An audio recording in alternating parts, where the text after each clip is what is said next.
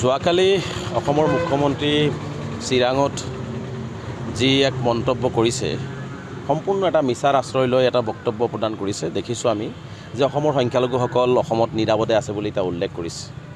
মুখ্যমন্ত্ৰী ডাঙৰীয়াই আচলতে এইটো সম্পূৰ্ণ এটা মিছাৰ আশ্ৰয় লৈছে আৰু অসমত সংখ্যালঘুসকল নিৰাপদ নহয় কাৰণে অসমৰ পৰা গৈ দিল্লীত আমি মহামান্য উচ্চতম ন্যায়ালয়ৰ মুখ্য ন্যায়াধীশগৰাকীক আমি পত্ৰ প্ৰেৰণ কৰিছোঁ। ভাৰতৰ প্ৰধানমন্ত্ৰীক আমি লিখিত আকাৰে জনাইছোঁ, গৃহমন্ত্ৰীক জনাইছোঁ, আমি ৰাষ্ট্ৰীয় মানৱ অধিকাৰ আয়োগ জনাইছোঁ, শিশু অধিকাৰ আয়োগ জনাইছোঁ, আমি মহিলা সুৰক্ষা অধিকাৰ আয়োগক জনাইছোঁ যে অসমৰ সংখ্যালঘুসকলে এই মুহূৰ্তত হিমন্ত বিশ্ব শৰ্মাৰ চৰকাৰৰ নেতৃত্বত নিৰাপদ নহয়।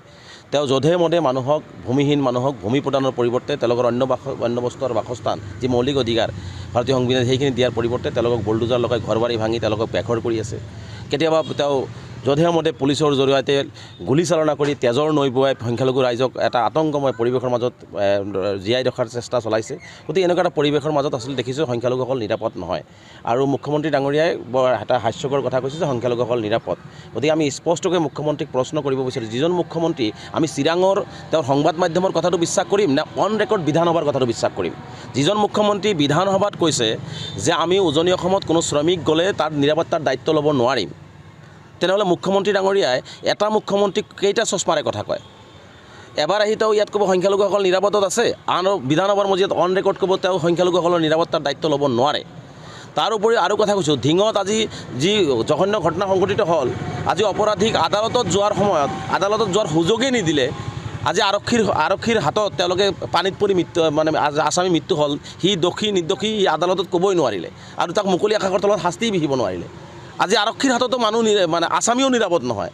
আজি উজনি অসমত শিৱসাগৰ জিলাৰ সভাপতি আজি দেখিছোঁ যে তেওঁ শ্ৰমিকসকলক যি ধৰণে নিৰ্যাতন কৰি খেদি পঠিয়ালে, 15 লাখ টকা তাক আত্মসাৎ কৰিলে শ্ৰমিকসকলৰ, সেইসকল শ্ৰমিক নিৰাপদে আছেনে? সেইসকল শ্ৰমিকৰ নিৰাপত্তা ক'ত? আজিৰ দিনত মৰাণত চাহ বাগিচাত 20 জন সংখ্যালঘু শ্ৰমিক কৰ্মৰত আছিলে, সেই শ্ৰমিকসকলক তাৰ পৰা খেদি পঠিওৱা হ'ল। এতিয়াও মুখ্যমন্ত্ৰীক ক'বনে যে সংখ্যালঘুসকল নিৰাপদ? আজি জাহাংগীৰক দিন দুপৰতে আজি ঢকুৱাখানাত জীৱনতে জ্বলাই দিয়া হ'ল, তাৰপিছতো মুখ্যমন্ত্ৰী ক'বনে যে সংখ্যালঘুসকল নিৰাপদ? গতিকে এনেকুৱা ধৰণৰ ভেক ভাওনা, এনেকুৱা ধৰণৰ মিছাৰ আশ্ৰয় লৈ পেলাই এনেকুৱা ধৰণৰ আভুৱা ভৰা কথা নক'বৰ কাৰণে আমি মুখ্যমন্ত্ৰী ডাঙৰীয়াক স্পষ্টভাৱে আহ্বান জনাইছোঁ। আমি স্পষ্টকৈ কৈছোঁ, হিমন্ত বিশ্ব শৰ্মা ডাঙৰীয়া সম্পূৰ্ণ সংখ্যালঘুৰ তেজক লৈ খেলা কৰি আছে।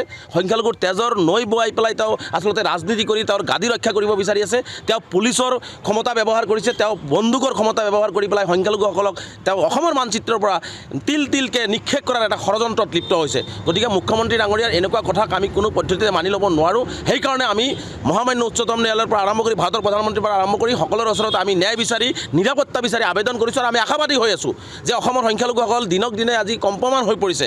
যে ৰাতি কেতিয়াবা আজি গৰাখহনীয়া পীড়িত হৈ আজি ঘৰটো ভাঙি তেওঁলোকে চৰকাৰী ভূমিত গৈছে, ৰাতি শোৱাতেও তেওঁলোকে টোপনি নহয়, কেতিয়া আহি তেওঁলোকৰ ওপৰত বুলডোজাৰ চলাই দিয়ে। আজি সোণাপুৰত যি উচ্ছেদ কৰিলে ট্ৰাইবেল বেলবিলাকত, আজি 700 ছাত্ৰ ছাত্ৰীৰ যে শিক্ষাৰ ভৱিষ্যত অন্ধকাৰ ঠেলি দিলে, সেইসকল শিক্ষাৰ নিৰাপত্তা মুখ্যমন্ত্ৰীয়ে লৈছেনে? আজি ধলপুৰত, আজি নগাঁৱত, আজি হোজাইত আজি 3000 ছাত্ৰতে 2 বছৰৰ পৰা উচ্ছেদ কৰি পেলাই তেওঁলোকক যে শিক্ষাৰ পৰা বঞ্চিত কৰিলে, সেই শিক্ষাৰ নিৰাপত্তা তেওঁ লৈছেনে? গতিকে তেওঁ শিক্ষা, ৰাজনৈতিক, সামাজিক সকলো নিৰাপত্তাৰ পৰা তেওঁ আচলতে আঁতৰি আছে আৰু সংখ্যালঘুসকলক তেওঁ তিলকৈ ধ্বংসৰ মুখলৈ ঠেলি দি আছে। গতিকে এইটো আমি কোনো পদ্ধতিতে সহজভাৱে মানি নলওঁ আৰু মুখ্যমন্ত্ৰীক এনেকুৱা কথা নক'বৰ কাৰণে মই পুনৰবাৰ স্পষ্টভাৱে আহ্বান জনাইছোঁ। আৰু মুখ্যমন্ত্ৰীৰ এনেকুৱা ধৰণৰ সংখ্যালঘুক নিধনযোগ্য, সংখ্যালঘুক বেঘৰ কৰা, সংখ্যালঘুৰ ওপৰত নিৰ্মম অত্যাচাৰ কৰা, আমি যিহেতু আৰ্জি দিছোঁ, এইবিলাক যদি কোনো ধৰণৰ ন্যায় আমি নাপাওঁ, আমি গণতান্ত্ৰিকভাৱে আমি ৰাজপথত আমি ওলাই আহিম আৰু তাৰ বাবে যদি কোনো অপ্ৰীতিকৰ পৰিস্থিতি সম্পূৰ্ণ মুখ্যমন্ত্ৰী জগৰীয়া হ'ব। আৰু লগতে মুখ্যমন্ত্ৰীয়ে আৰু এটা কথা স্পষ্টকৈ কৈছে যে আমছুৱে এটা অৰাজনৈতিক ছাত্ৰ সংগঠন, গণতান্ত্ৰিক ছাত্ৰ সংগঠন। গতিকে ইয়াত গণতান্ত্ৰিকভাৱে আমি কথা কমেই, গণতান্ত্ৰিকভাৱে আমাৰ অধিকাৰৰ কাৰণে কম। তাত আমাক জেলৰ ভয় দেখুৱাই, আমাক পুলিচৰ লাঠিৰ কোব দেখুৱাই 1980 চনৰ পৰা অবিৰতভাৱে অসমখনৰ কাৰণে, অসমৰ সংখ্যালঘু জনগণৰ কাৰণে, অসমৰ আৰ্থসামাজিক উন্নয়নৰ কাৰণে সদৌ অসম সংখ্যালঘু ছাত্ৰ উন্নয়ন মাত মাতি আহিছে আৰু মাত মাতি যাব। তাত আমাক লাঠিৰ ভয় দেখুৱাই, বন্দুকৰ ভয় দেখুৱাই, পুলিচৰ ভয় দেখুৱাই লাভ নাই। আমি গণতান্ত্ৰিকভাৱে আমাৰ কথাখিনি আমি কৰি যাম। মুখ্যমন্ত্ৰী ডাঙৰীয়াই কাৰো টেটু চেপি অন্যায় বস্তুক দবাই ৰাখিব নোৱাৰে। যে অন্যায় যে তেওঁ কৰি আছে সেই কথাটো আমি মুকলিভাৱে আমি কৈয়ে যাওঁ আৰু সংখ্যালঘু ৰাইজক তেওঁ অত্যাচাৰ কৰি আছে, এইটো আমি ইয়াতে অসমতো কৈছোঁ, দিল্লীতো কৈছোঁ আৰু প্ৰয়োজনত ভাৰতবৰ্ষৰ প্ৰতিটো ৰাজ্যতেই মুখ্যমন্ত্ৰীৰ এনেকুৱা অন্যায় অত্যাচাৰৰ কথাবিলাক আমি ক'ম আৰু অসমত আৰু সজোৰে দাবী উত্থাপন কৰিম। গতিকে আমাক এনেকুৱা ধৰণৰ ভয় ভাবুকি দেখুৱাই বা আমাৰ কথাবিলাক কণ্ঠ ৰুদ্ধ কৰাৰ অপচেষ্টা নকৰিবৰ কাৰণে মুখ্যমন্ত্ৰীক আহ্বান জনাইছোঁ।